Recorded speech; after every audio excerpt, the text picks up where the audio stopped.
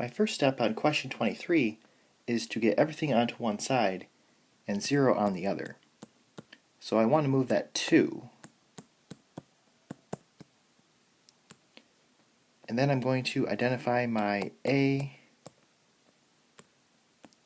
my B, and my C.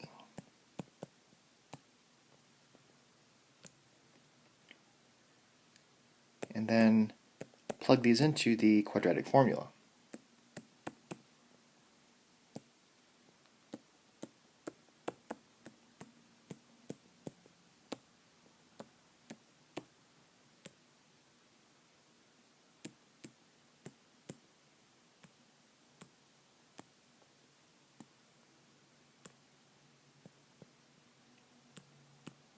Next, I want to simplify.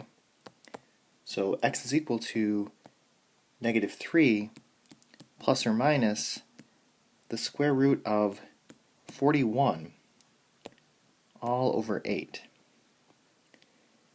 And I can't simplify the square root of 41, but I do want to split up the fraction.